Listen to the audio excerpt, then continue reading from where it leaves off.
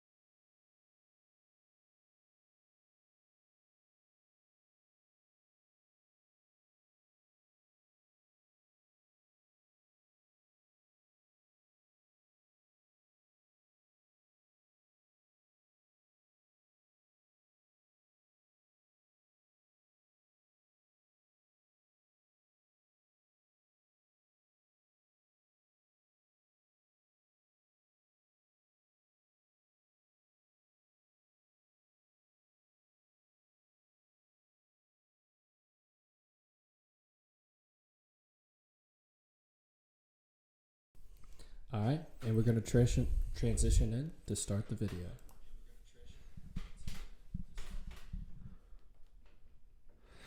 How are y'all doing? Sorry, my fault. I had the phone on the podcast on Twitch. How you doing? This is the Handshake by High Five. My name's Josh, I'm Jacob.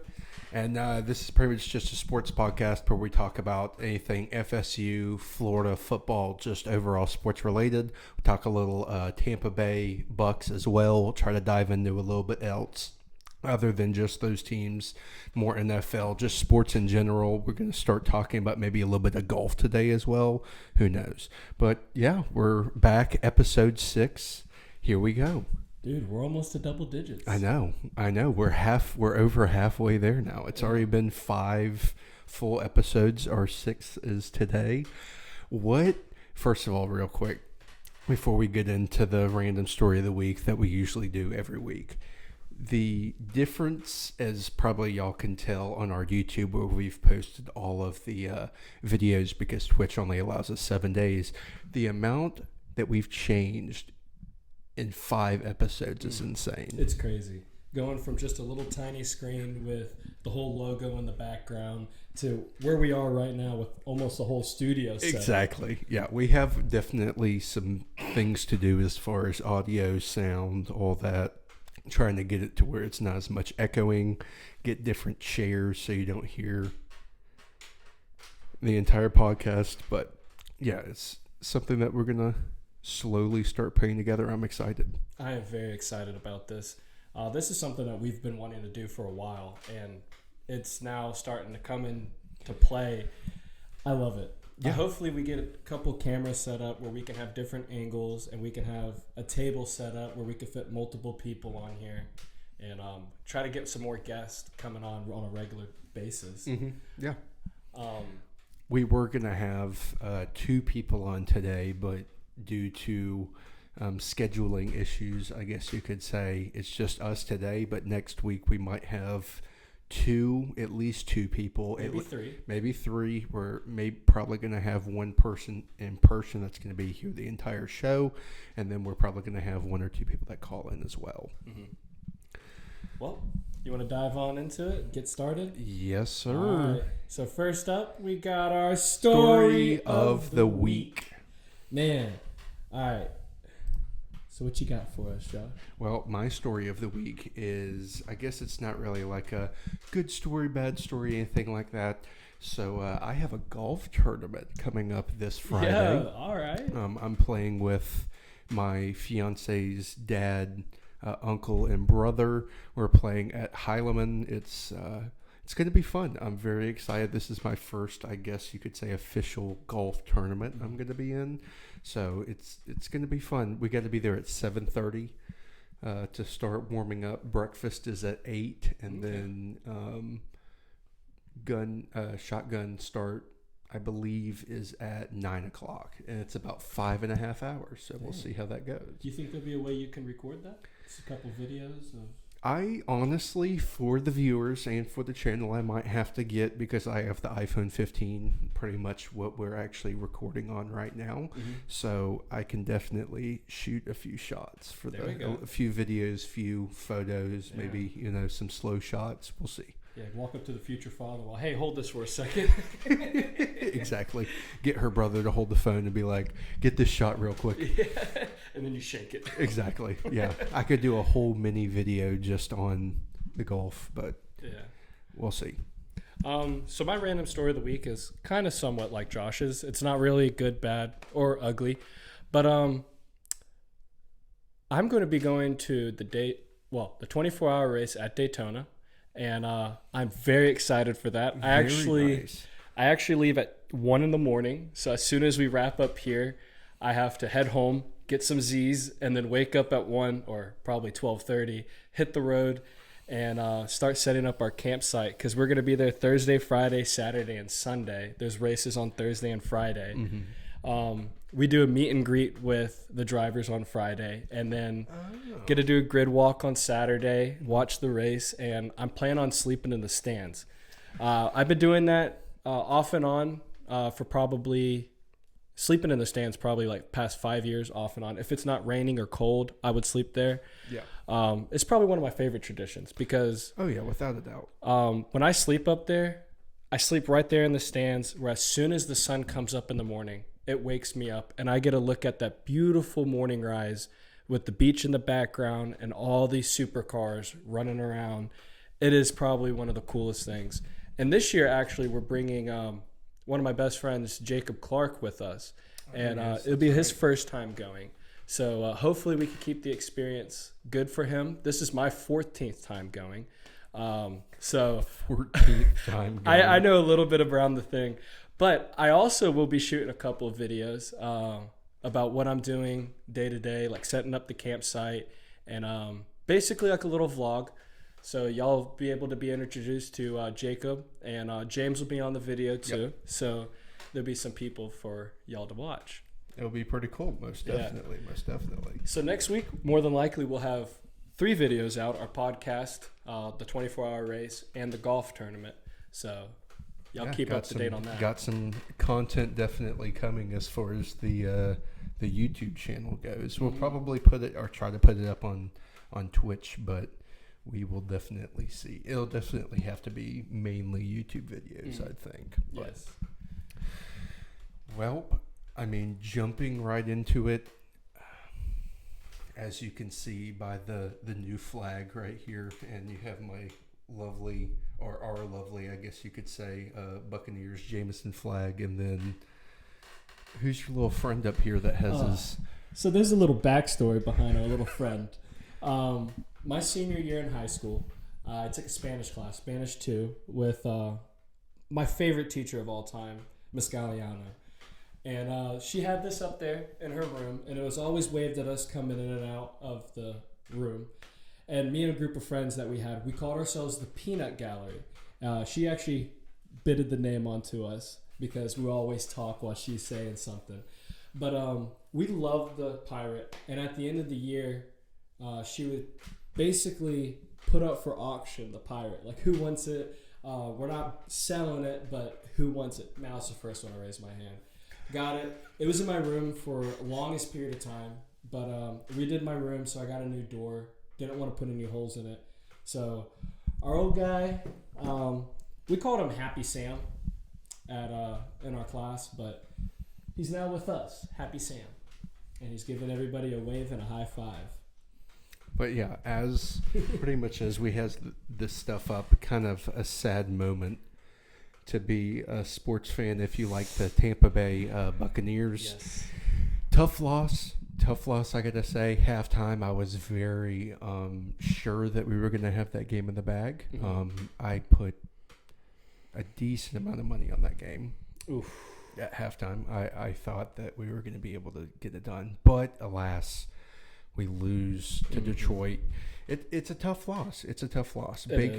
Baker didn't look like Baker from the week before or the Green Bay game. I mean, he really didn't look that great. As y'all can see, the Bucs lost 23-31. In my opinion, I felt like that the Bucs could have pulled out the win. Coming down to it, the Bucs went for 2, missed it, kicked it back off to the Lions. The Lions was marching down the field trying to run out the score or clock. The Bucs had 1 timeout left. I was about to bring this up if you didn't. The Lions knelt down. There was 32 seconds left. Yeah. The Bucs had a perfect chance to call a timeout. It could have been a long field goal. Lions kicker was not that accurate that far out. Could have missed. Got the ball back at that spot. Easy touchdown. And we still had, we could have had some stuff cooking with that. With 25 seconds, like after the kick, would have been around 25, 27 seconds. You would have definitely had a lot of time with that. But even if there was a punt that would have happened, we would have had about 15 to about 17 seconds. That's good enough time for that offense because they showed it in the first half, marching down the field. Plays. They could have done that, march down the field, score, and tried to go for 2. But we didn't. That was the saddest part about it. Yeah, it's like we kind of just gave up and we were like, well, yeah, they outscored us in the fourth quarter 14-6. Let's just go ahead and lay down.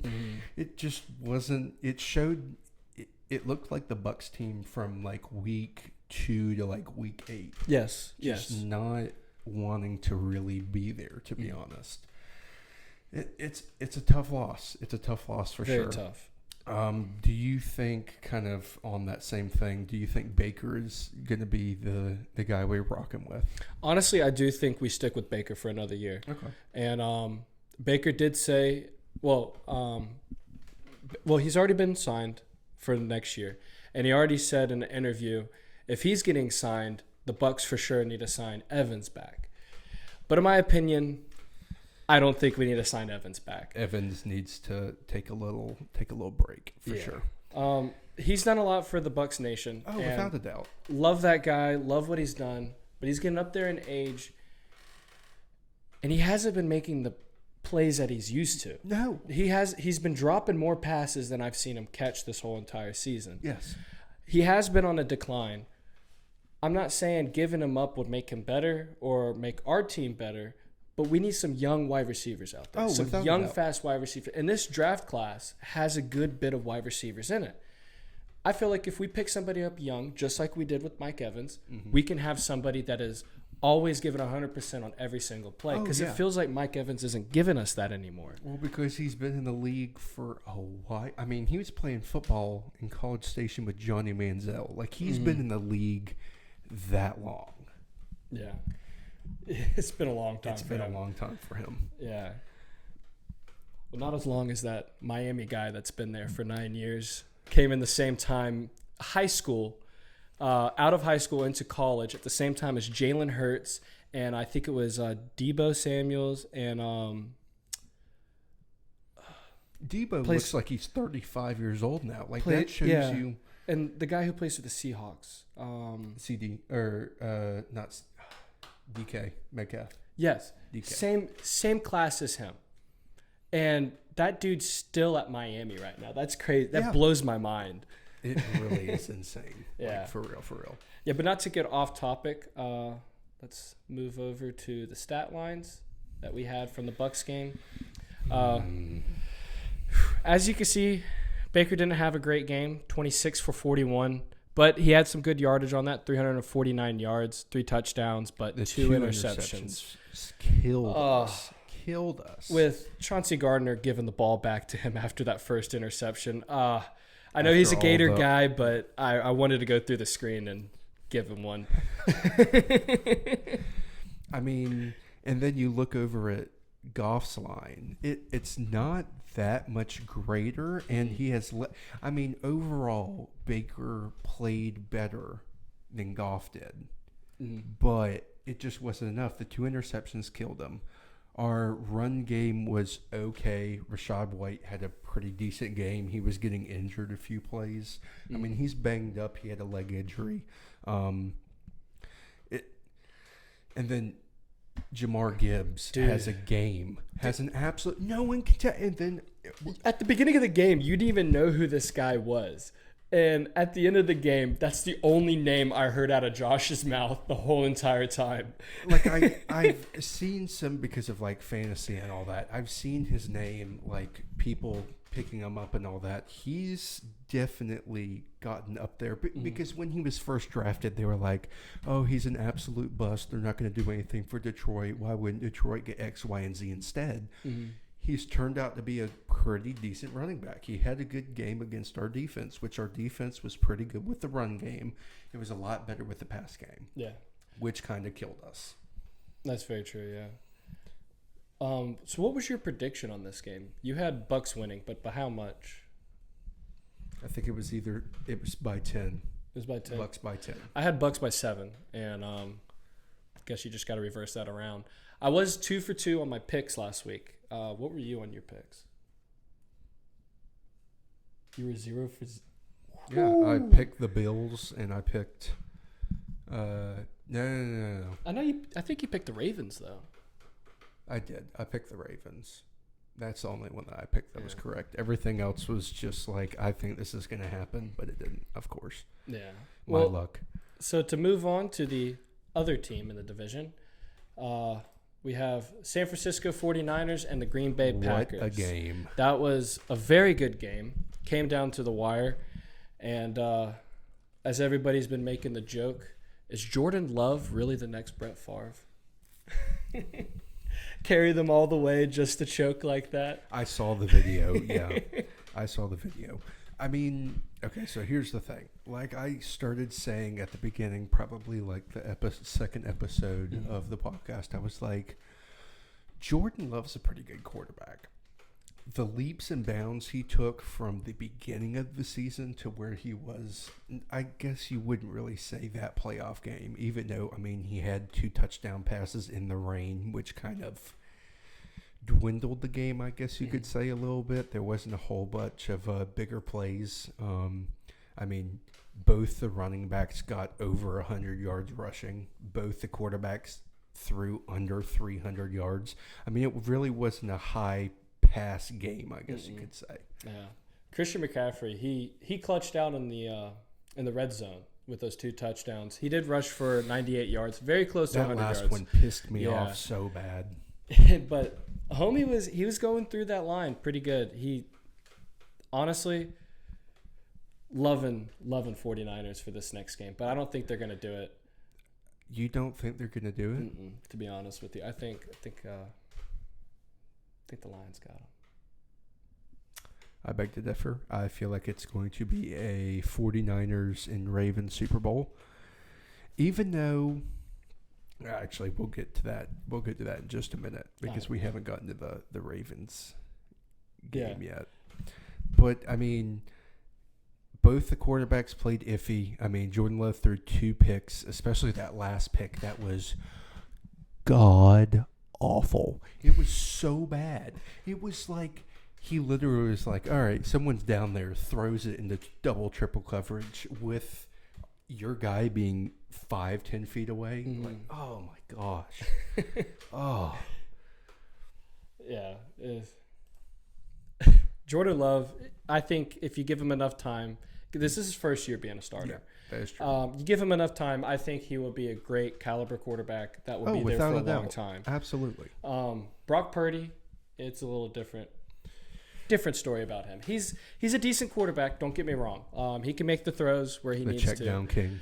He is check down king, I tell you what. Check down king. But that's the reason why I'm going for the Lions, because I do not want to see a check down in the Super Bowl. Seeing multiple check downs in the Super Bowl is going to ruin my mood for the whole game, I tell you what. It's already the script, though. Haven't you seen the colors for the Super Bowl? Yes. It's the Ravens 49ers. I hope the Ravens beat the Kansas City Chiefs. I mean, I even saw something.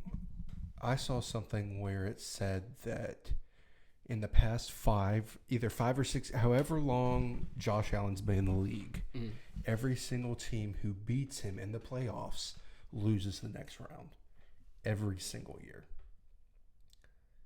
So Kansas City, Baltimore. Kansas City just beat the Bills. Barely. So does that mean that the Ravens are just going to... I feel like so. I feel like it is. I mean... I wouldn't be surprised. I feel like that's actually going to be... I don't know what the betting lines are at the moment. I'll pull them up in just a second. But I take Ravens without a doubt. Without a doubt. There you go. I mean, they're going to be favored because they're at home. But I don't know. Yeah, Taylor Swift to the Super Bowl. No, I can't do that. I can't do that. So let's move on to the Ravens. Ravens beat the Texans 34-10. Everybody thought C.J. Stroud was going to have a game of his life. Obviously, except did not. me. Yeah. I knew the Ravens were going to win. I had the Ravens picked. They were my two teams that I had winning. Lamar really didn't have to do anything that game. Lamar didn't at all. Except for... He had his 2 touchdowns. But no. He had 4. Look at the rushing yards. Oh, yeah, he did have 2 rushing touchdowns. He had 100 yards rushing, 2 touchdowns. 4 touchdowns total. I meant as far as with passing. only 11 carries. That's 10.1 and he carry. only threw it 22 times, 16 completions for 2 touchdowns and 152 yards. That's, I mean, for 16 completions for $150. Yeah. That's insane. He had a game. C.J. Stroud, I mean, he's a good quarterback. I feel like he's going to need a few years. They might need 1 to 2 more key pieces, especially if you want to beat Lamar Jackson. Mm-hmm. I mean, if you're going to end up probably playing them every year, you might as well buckle up. So, but yeah, that being said, I think the Texans, they had a very good season this year. Oh yeah, without a doubt, a lot. Very surprising as far as overall, especially for a first-year quarterback. Just like the Bucs, they were also a team at the beginning of the year that nobody thought that they were going to make it far, not even be close to making the playoffs. 5-1 teams. Yeah, and they both did it. They did. I give a round of applause to the Texans and the biggest applause to the Bucs about that. Having another winning season under the belt, that's a great feeling. Was that 3 or 4 in a row we've had now? I believe, yeah. Yeah, so love it. I guess moving on, because there wasn't really much on the Ravens game. Bro, plus, we touched on it multiple times. Made me so angry. So we watched this game over at Logan's house. I had money on the Bills once again because I thought they were going to win big time. I also thought the Bills were going to win that game. That was my other loss that I had. Man, Josh Allen, I begged you to keep Taylor Swift away from everything, and you couldn't. But I know Lamar can, so Lamar's going to save us. But Josh Allen, like always, can't perform. Have you been seeing those TikToks where they're like, they show Taylor Swift and then they play like that? It's some soundtrack from the Batman game, like Batman Arkham or something like that, and then it shows like Lamar Jackson, like, you're our only hope. Like, no one wants to see the Kansas City Chiefs in the Super Bowl. Roger Goodell does, because like I was telling Jacob, the officiating crew was announced today. I need to double check the name. I probably won't have it this time around, but the winning percentages for home teams whenever he is officiating is 37%. 37%. To other officiating crews, 55%. So this guy statistically throws 3 times the amount of flags on home teams as opposing teams. The home team is the Ravens. The opposing team, Kansas City. Yeah, there's going to be a lot of holding calls. Which the officiating crew is handpicked by the NFL and Roger Goodell. Mm-hmm. They know what they're doing. That's all I got to say. That's something I saw today that was very odd, for sure. It's kind of like in baseball. Every crucial game that there is for MLB, you have Angel Hernandez behind the plate. The worst possible umpire you can get behind a plate. So bad. The MLB does that every single time. Or if you want to talk ACC for all my big FSU fans, Ron Cherry Ron Cherry, as a child, because I went to my first FSU game when I was 6 months, or like 2 months old, a month and a half old. I went to the national championship in '99. I grew up despising Ron Cherry. Ron Cherry, and there's one more official that's white that would screw FSU every single time that he did games, and it's crazy. Well, let's just hope NCAA doesn't get rigged like the NFL is right now. Mm-hmm. Yeah. Mm-hmm. Which people are saying it is, because Alabama this past year getting into the playoffs, FSU didn't. But to get back on the subject about the Bills and the Kansas City Chiefs, Patrick Mahomes, he had a normal game that he always does. He was 17 for 23, 215 on his yardage and 2 touchdowns. Josh Allen was 26 for 39, 186 yards. A terrible game. 1 touchdown. Yeah. It's crazy looking at this thing. The top rushing yards for the Bills is Josh Allen. Yeah, man had 12 carries, 72 yards, 2 tutties. So he had 3 total touchdowns. He did not do a good job with his arm, however, there were so many throws where he had wide open receivers where it wouldn't have been put on Tyler Bass to kick the ending field goal. Like whenever he had the press conference, he was like, that drive, they should have gotten a touchdown. There were plenty of opportunities and they just didn't fulfill it. Well, Diggs going in for that catch that way was not right. Anybody that has watched football, has been around football. Catch it like this. Yeah, knows to catch it like that. Not a basket when you're going over the top of somebody's head. That wasn't on Josh Allen's fault. It was a beautiful ball. He threw that a mile and a half, and that ball was definitely. It looked like it was over the top of the stadium, and then it didn't go that high, but it was an absolute bomb, perfectly placed. Diggs couldn't get it. That could have set up a big play, but once again, the Bills are Billsing, I guess you could say. Yeah, that was the biggest drive of the night, and the Bills just couldn't handle it. No, it's sad because I really wanted Josh Allen to get over the hump, beat Kansas City, because he's gotten his butt beat every single year that they play in the playoffs. It's eventually going to happen, but when is it going to happen is the question. Yeah. Thought else who I thought was going to have a bigger game than they did was James Cook, Dalvin Cook's cousin. Yeah, cousin. Thought he was going to have a better game. Didn't. As far as my bets go, I was heavy on Pacheco. He cashed. Honestly, Josh Allen surprised me with the rushing. Mm-hmm. I did anytime touchdown for him, and he hit within the first 5 minutes, and I was like, yes. He definitely surprised me for sure when it came as far as the rushing. Yeah. Also, the Bills, what were y'all doing when it came to a fake punt and you give it to DeMar Hamlin?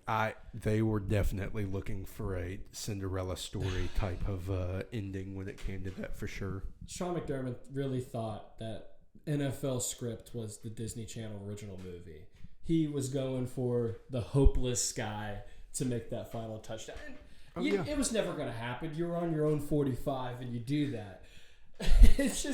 It's laughable at what was going through his head at that moment. But you can also make the same case for Todd Bowles not calling a timeout. That is true.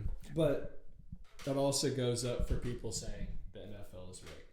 If you look at the ball, so when you look back at the kick that Tyler Bass had against Kansas City, whenever it gets in the holder's hands, they're on, I believe, the right far hash. Mm-hmm.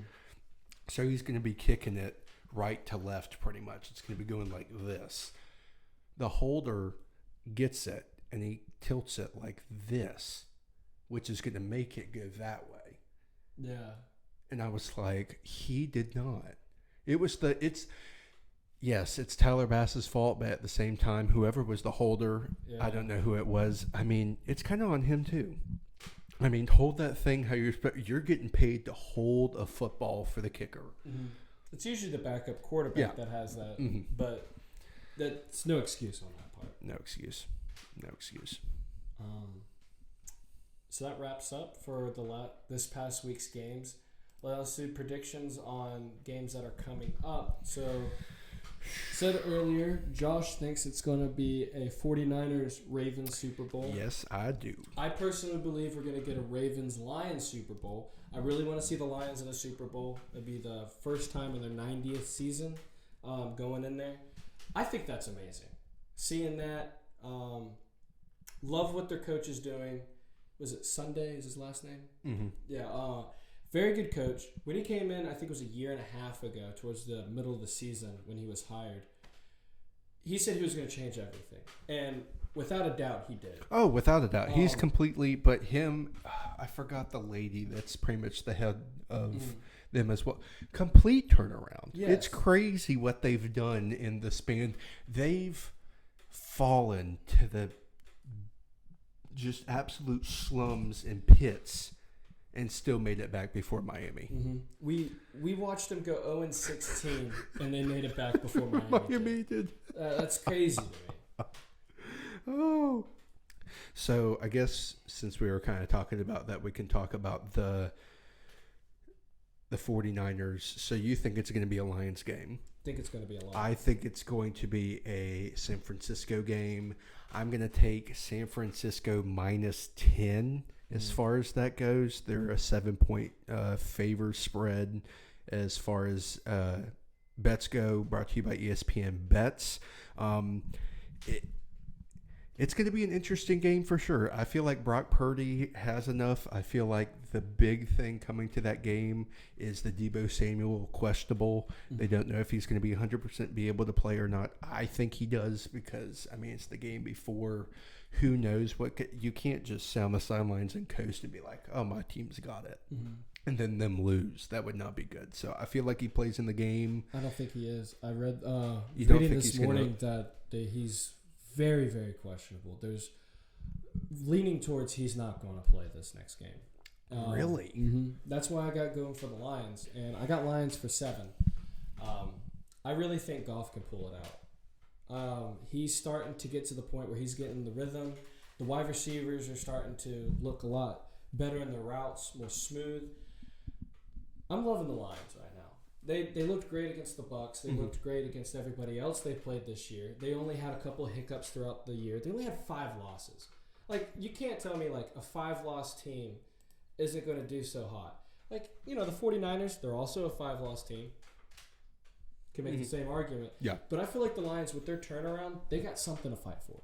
Oh, without a doubt. Without a doubt. I feel like the Lions come in looking for blood, ready to win this game, and they will take it down to the wire and win it. I'm loving the Lions.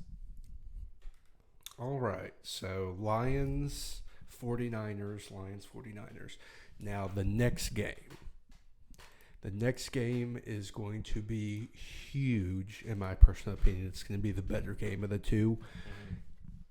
Chiefs, Baltimore Ravens in Baltimore. It's going to be a fun game. I mean, even though it's going to be a 3 p.m. kick, I feel like Baltimore fans are going to show up, be a rowdy group. I don't think it's going to be Buffalo fan, like Bills fans, Bills Mafia, that kind of degree.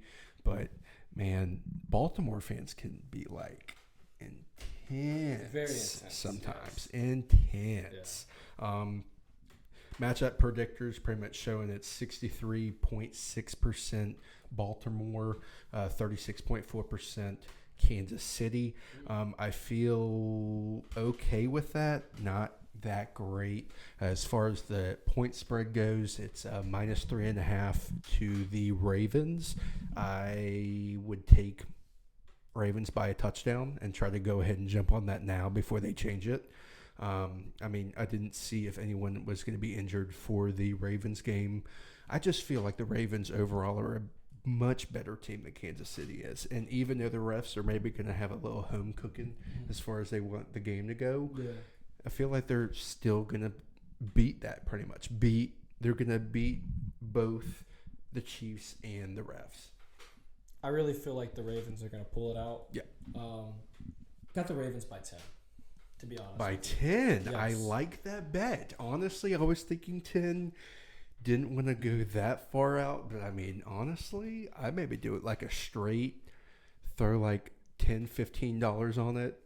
10, it's probably at a pretty good odd right now. Yeah. But that would be definitely the move. 10's feeling like a good number on that Yes. game because I feel like the Ravens defense, they're starting to get it together coming into the playoffs. And, dude, what they did to the Texans last week, their defense looked phenomenal. One of the best defense I've seen so far in the playoffs. And I feel like if they could bring that into Kansas City, no doubt winning it by 10. Yep. Yeah. It's especially in a home crowd like that. Mm-hmm. It's definitely going to come down to Ravens at least by 10. I mean, you might be able to see something to where like Kelsey gets locked up. I mean, one or two other wide receivers get locked up, and you see maybe Ravens running away with it. I mean, I'm going to call it right now. Baltimore Ravens defensive touchdown. Pick six? Or a return fumble? I feel like it's going to be a fumble in the end zone. Fumble in the end zone. Fumble I like in the it. end zone. Let's just hope it's Travis Kelsey that's found. Well, speaking of... So they can show Taylor Taylor Swift. I'll let you talk about that. So we were watching the Kansas City Buffalo game this past week, and we literally got it down to the exact second of once they showed Kelsey, or once they showed like a big play. Like they were even showing like a touchdown that Kelsey had nothing to do. He was probably blocking or just running like a short little fade route or something like that. They show her. We all went 3, 2, 1, and then pointed at the screen, and she was right up there. Yes, the only thing about that game, honestly, that I liked is Jason Kelsey being there shirtless. That was hilarious. Like him getting out into the stands with the fans. Mm-hmm. That was hilarious. And I saw a picture of him at a tailgate, at a Bills tailgate, taking a shot out of a bowling ball. Crazy stuff. I like him. I like him a lot. There's a really cool video of him too. There was a little girl there that wanted to see Taylor Swift, and so Taylor's kid comes up to Jason Kelsey and asks about seeing Taylor Swift. So he picks her up with her sign, and he goes up to the window and he holds the little girl up, and she's waving at Taylor Swift. But in the video, you don't see Taylor Swift walk up to the window because the crazy fans, windows open, bodyguards. But it was pretty cool seeing Jason Kelsey, pick up that girl, let her see her idol. And she probably didn't even know who Jason Kelsey was at that moment. But once she got back to her daddy, I tell you, that's the one thing she's going to remember for the rest of her life. That for show and tell, all she has to do is show a picture of Jason Kelsey and be like, I had this drunk fat guy held me up and shown to my idol that I had a sign about her. Like, that girl is going to be a legend in her school. Yes. Oh, without a doubt. Especially with like the new age of social media and like every kid around there having their phone. She's going to be the most famous person at her school now, for sure. Yeah. For sure. I love seeing that. Stuff like that in football games, baseball games. I want to see more of it. It just shows how good the world can actually be. Oh, without a doubt. Oh, yeah. Well, since we've kind of gotten done with random story of the week and the playoffs, I believe that we are going to take a little quick break to 2.5 minutes at most, just so we can wet the whistle and all that stuff. When we come back, we will be talking about some other team in the state of Florida who the NCAA is investigating for violations with NIL deals and recruiting. Sounds familiar. Sounds familiar. But yeah, we'll get back to you. We'll still keep it live and everything. We'll have the queue going to pretty much where it'll just show the handshake and the different logos and stuff. We'll be back in about 2.5 minutes.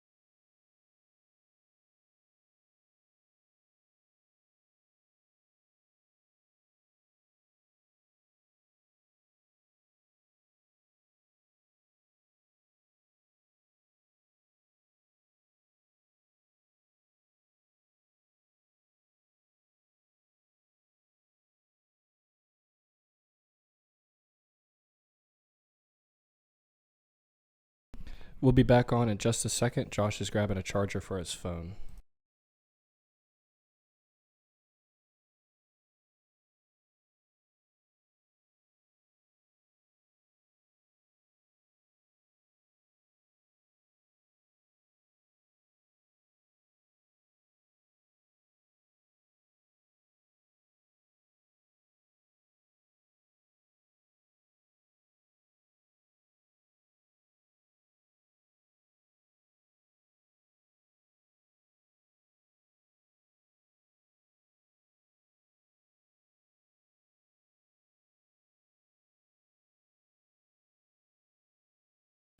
While we wait on Josh to come back, if y'all want, feel free to write down your scores of the games of this weekend.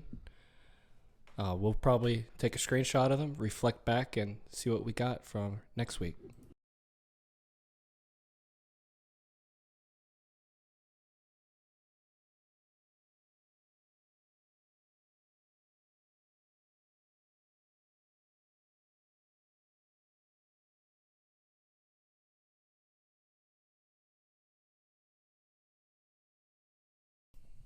And we are back. Ooh.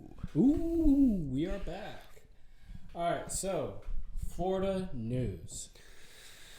The Gators have now joined the Noles in the seat of antagonized by the NCAA. They're up for on the butcher block right now. They are indeed. For a quarterback we didn't get, giving him an insane offer. Insane offer about him joining the team. I'm going to pull up this how much he was going to get paid. So as y'all can see, Jaden Rashada failed the NIL contract at Florida per The Athletic.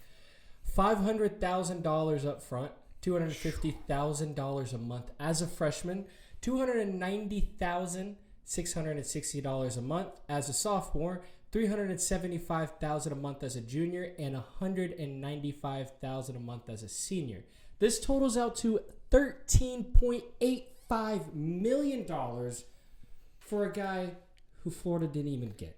And for a guy who never played a snap of college football. That's what I really don't get with this whole situation. You're giving kids like $14 million for 4 years pretty much. I guess it opts out if they go like their junior or senior year. But still, if you stay all 4 years, you're a millionaire. Like, I mean, at that point, you don't even go, like, you need to go to the league, of course, if you're good enough. But if you're not good enough and you have a practice squad and then you get off, you still have millions of dollars from college. It's crazy. I mean, if these kids do it right, they're set up for the rest of their life just because they went to go play football for a big D1 school and they're a star player.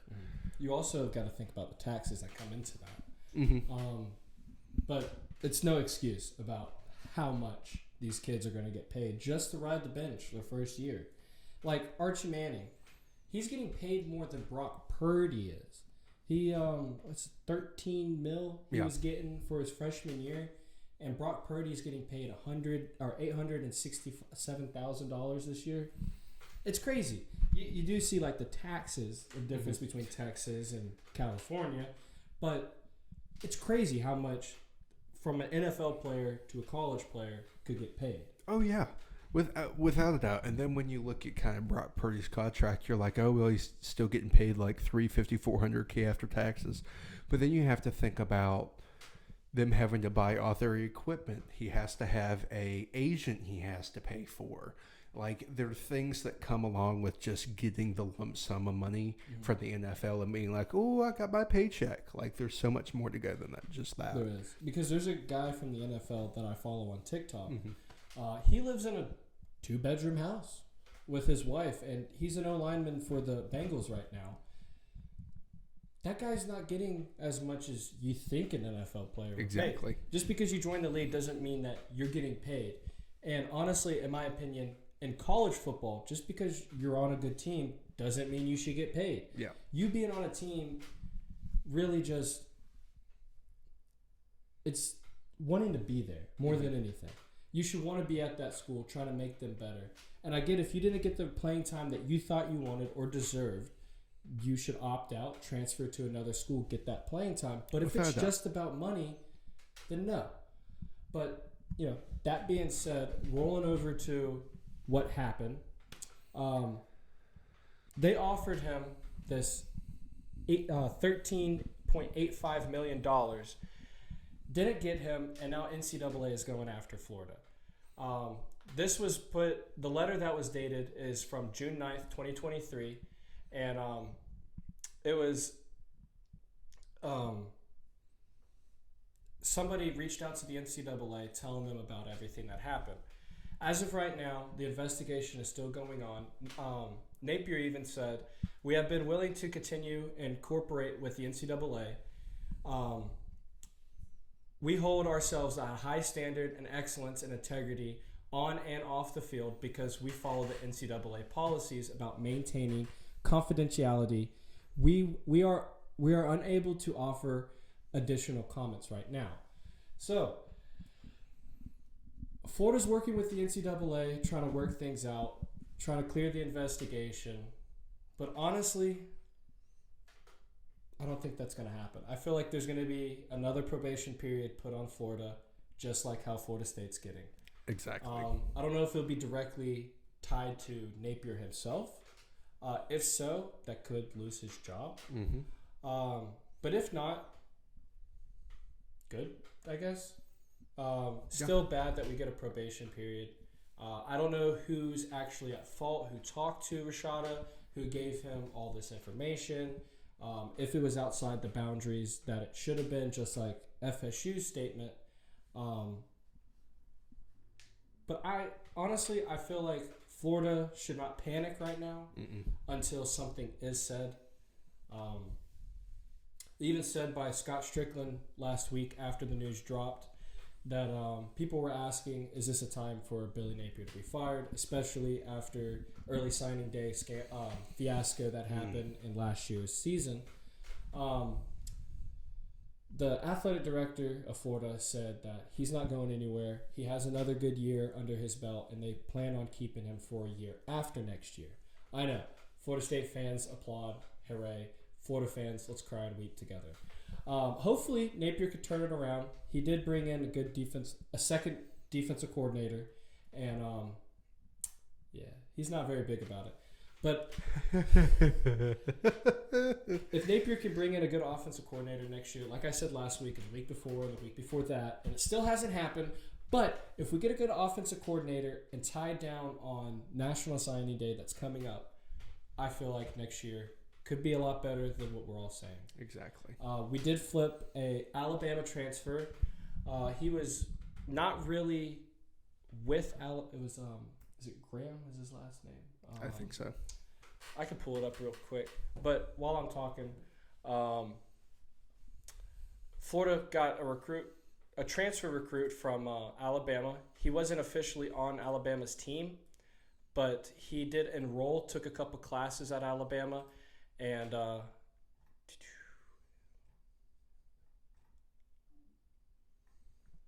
it was Jameer Grimsley. Yeah. He was a cornerback. Well, is a cornerback. He's a freshman, true freshman coming into Florida. I feel like this year coming in, he's not going to get a lot of playing time, but he will be a key player coming up in the 2025 season, 2026 season if he stays at Florida. But I feel like Florida right now is stacking up their defense with good and decent players to be a transition out throughout the game. If Florida keeps picking up recruits like him, he's a 4-star recruit. And if we keep our defense going with 4-star recruits and everything, I feel like we'd have a very good defense in the SEC. Would win more games than I think, and I hope that will happen. But hopefully National Signing Day can be good for us.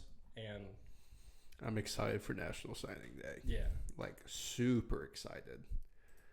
So I guess that kind of wraps up the NCAA troubles that Florida has been having. Should we go ahead and move on to the transfer portal? Because I just brought that up a little bit. We can indeed. I like it. All right, I'm going to slowly get this up real quick. Oh, I already got it up. All right, so let's go from latest first.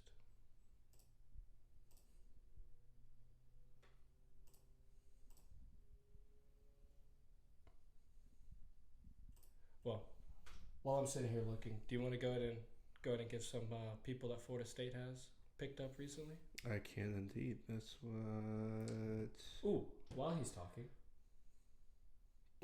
I have a funny meme. So it kind of looks like right now all Alabama and LSU transfers are heading towards FSU. Josh is about to talk about that here in a second. I think it's hilarious.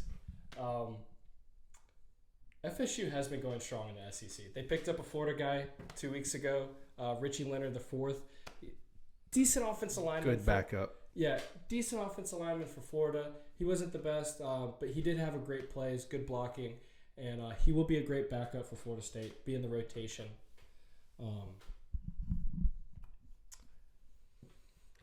Really, as far as I guess FSU recruiting, nothing has really changed. Sean Murphy, he's been committed as far as a transfer for a little while now. He just enrolled this past week. He did, yes. It's really nothing new as far as recruits go that I've really been seeing. But, there's some weeks that you have 4 or 5 guys signed, and then you have some weeks that nobody signs, and it's just they're hitting the recruiting trail. So I'm pretty sure that's what FSU's doing as of now.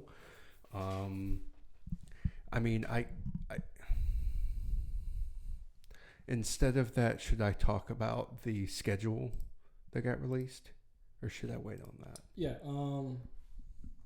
But before he talks about that, big news about Florida and recruiting. DJ Lagway has now been put as #1 recruit overall in 24/7 Sports as a quarterback. That's very big news for Florida. It's the first time that's ever happened for Florida since, I think, Tebow, or it could be Brantley. One of the two. We're like one of our top recruits that we've gotten. DJ's the first one since then. He is a 5-star 100%. Wait.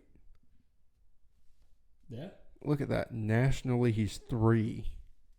But position-wise, he's 1. Oh, yeah. Who's higher than DJ Lagway? Let's take a look on that. All right, so Jeremiah Smith. Okay. Yeah, wide receiver going to Ohio State. That's, of course. Ellis Robinson. And then Ellis going Robinson. to Georgia. Okay. Yeah. Hey. So as you looking on 24/7 Sports right now, Florida has 3 and 4 as top recruits. If we keep scrolling and scrolling and scrolling, and we're still scrolling. I'm going to stop scrolling because we haven't found Florida State yet. It's funny. Yeah, it's funny how you make those jokes. What are the other recruits that you have other than, the 2 5-stars? Oh, look. We're before y'all again. Aaron Childs at 83. And then Charles Lester III at 84. And then we're still scrolling. Oh, Florida State again at 113. Jamari Howard. And then Miles Graham at 114. So, we got higher up than you. But they have been hitting hard on the transfer portal. Florida State, give them credit where credit is due. They're doing great in the transfer portal. They really don't need to be dipping hard into freshmen right now. But Florida should. Florida needs to go after everybody. So we are going after everybody. Okay, so let's pull up FSU's schedule. Yes, the FSU/ACC schedule did come out today, which I was very interested to see. One of my buddies, Dalton, he texted me and it was like 7 minutes, 5 more minutes, 3 more minutes until it comes out. First impressions, not a bad schedule, especially the way it kind of lines up. I'm pretty eager to kind of see how it happens. Start off, of course, the game that kind of everybody knew that was going to be game 1. We have Georgia Tech, August 24th in Dublin, Ireland at the Aviva Stadium. And then to start off home games week 1 technically because we're playing week 0 the week before that. It's Boston College at home. That's going to be an interesting game. I feel like we have that in the bag. And then as far as we're going down the line, week 3, it's going to be, let me see. Actually, okay, so we're going to have a bye week. So it's actually our first bye week between Boston College and Memphis. So we're going to have Memphis, California. Let me see who else. SMU, Clemson. And then we have SMU that following week. It's going to be played at SMU at Gerald J. Ford Stadium in Dallas, Texas. I have a few people that I know that are going to that game. A lot of trash SMU fans have been talking on the Twitter wavelengths that definitely need to be sat down.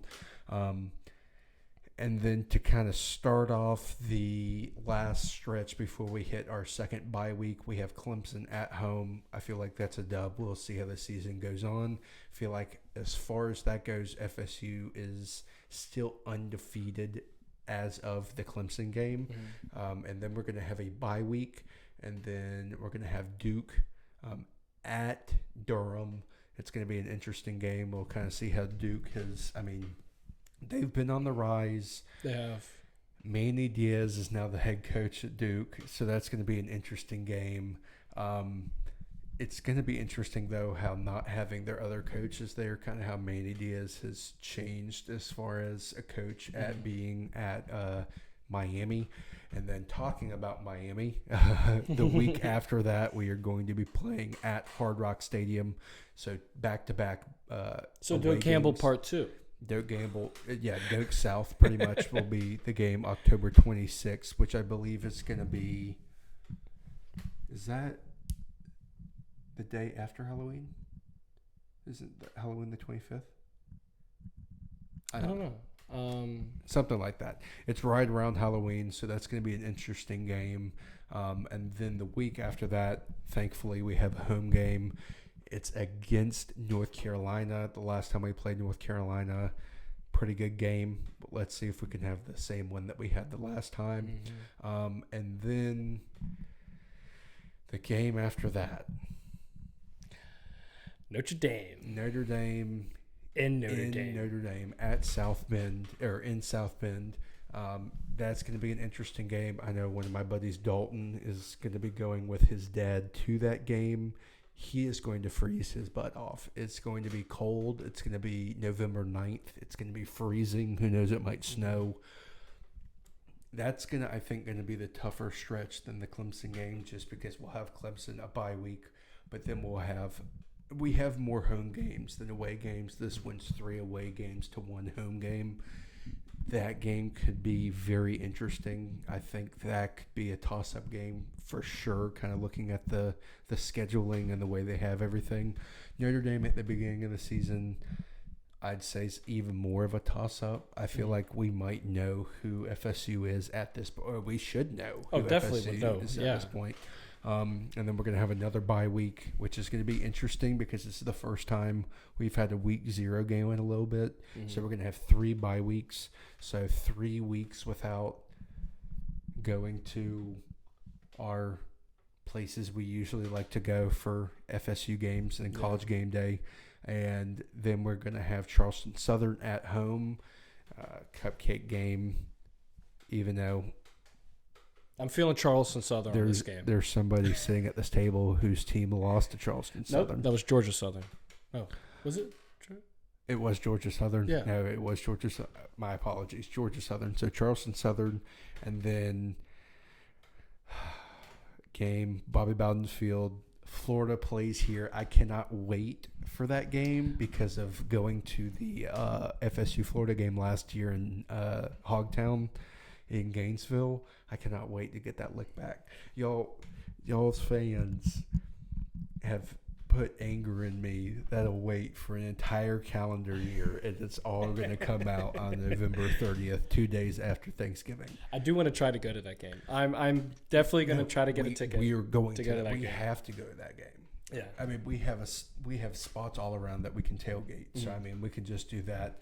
I mean, Chris now lives like 2 blocks away from the stadium, so we can go hang out at his place. I mean, if he's okay with it. If he's okay with it, of course. He told me he was, but yeah, it's gonna be a fun year next year for sure. It is. For sure. Hopefully, we get a lot of podcasts and those home games that'll be happening. So especially the Florida game, we're definitely gonna have a setup for sure before the game. Before the game, we'll definitely have people that are like talking on the podcast. We'll kind of do questions along the way. But that's pretty much the FSU schedule. Now, as far as the Florida schedule, he will take over. Well, I'll go ahead and say it right off the bat. We're going to start the season out 2-0. We first got an easy win against Miami. No, it's not going to be an easy win. Let's just be honest. They have Cam Ward. They do have Cam Ward. I do have to say Miami is looking pretty decent on this offseason. By the time Florida State will play Miami, they're already going to know who they are, what they're about. But we get to play Miami week 1, like always. I'm excited for that game so much. I'm excited too. Hopefully I can just toss this out of here. Here's the question. If they beat y'all, will you keep the helmet up here? Not for a long time. Not for a long time. Because I have done this every week, and I'm not going to stop this now. Yes. All my homies hate Miami. Yeah, all my homies hate Miami, except like 2 Miami fans that I know. But they're cool Miami fans. They're not a whole lot out there. Yeah. So after Miami, we got Samford at home. Dub. Really looking forward to that. Obviously, we're gonna win a game. Because towards the you'll understand what I mean, because the last part of the season is going to be the worst for us. After that, we got Texas A&M at home. That's going to be a very good game. Scooby gets to come back to Gainesville, transferred that left Florida to went to Texas A&M. Good to see how that goes. I feel like Florida might pull that out. Be a very hard game, though. Then we got at Mississippi State. Last time we went over there in Starksville, we pulled out the win. That was one of the best games I've watched that Florida played during that season. Hopefully, Florida can pull that out. I feel like that would be a good win if they do. So at this point, I feel like 4-0 would be the highest, the roof. The lowest would be 2-2 at this point. After that, we got UCF in Florida. Looking forward to that. I might have to put away that helmet too if Florida loses that. I have a good feeling about that. You say L? No. You said L. No, I didn't. No, I didn't. Keep on going through your schedule there. So after that, we got at Tennessee. That's going to be a toss-up. Kind of feels like it's going to be rolling Tennessee's way. Then we got Kentucky. Kentucky's going to be a big game. I feel like Florida might pull that one out. Then we get that week off before Georgia, like always. L. Let's go ahead and just put it out there. The next games that we're going to be playing are 90% sure are going to be L's. We got Georgia. I don't even know why they have the SEC championship game on the slide. Hey, they're giving us hope right now. But we got Georgia in Jacksonville. That would be a game I have never seen in person. I would love to go see. At least just go to the tailgate. I would go to the tailgate. Just a tailgate. Yeah, that would be fun. I would like to go see that. So if anybody has any connections about tailgating over there, please let me know. Slide into our Twitch DMs or YouTube, Instagram. Let us know like how to get some good tailgating spots for that game. But after that, we got Texas at Texas. That's going to be a loss. Then we got LSU. We can't get over that hump right now with LSU. I don't know what it is. I don't know who the quarterback's going to be next year, but they haven't really decided yet. But I feel like every year going into the LSU game, it's always a toss-up. Everybody doesn't know who's going to win that game. But Florida, as of right now, I think it's 5-6 years. We haven't got over that hump of beating LSU. Then the week after, we have Ole Miss. Usually our cupcakes team is right before Florida State, but we have Ole Miss. Ole Miss is right now favored to be one of the best SEC teams because next of year. Transfer portal. Dude, they went hard on the Lane transfer portal. Kiffin's been making some moves. Mm-hmm. By the way, if you are an Ole Miss fan watching, I want to say y'all have probably the best coach in college football. He's not going to be leaving there anytime soon because there was that leak thing about him saying, "I'm not leaving Starksville. Not Starksville. Where are they at? Well, Ole Miss. He's like, I'm not leaving Ole Miss. No other job would take me away from here." Talking about the Alabama job. But I really think Lane Kiffin right now is one of the best coaches in college football. I know he probably doesn't think so. He thinks Norvell is the best coach of college football right now, but I think Lane Kiffin got him a little beat. But after Ole Miss, we have Florida State, like Josh was talking about. I do think we are going to lose that game. So you have pretty much 7-5 is your absolute best case scenario, Yes. and I have you winning 4 games. I have you. Thank you for that. I have you winning against Miami. I have you winning against Samford. I have you winning against UCF because I feel like they're just terrible. A toss-up game. Either Kentucky or Tennessee will probably be the 2 toss-up games. I feel like this year. See, I don't know. I don't think that y'all can go in Knoxville and win. And Kentucky has beaten y'all how many years in a row now since they broke the curse? It feels like they broke the curse and then y'all beat them like 3 or 4 years straight, and then they've won like 3, right? Well, they broke the curse 1-2 years in a row. We beat them, and then I think they now have us on a 3 or 2 year streak. So yeah, Florida fans.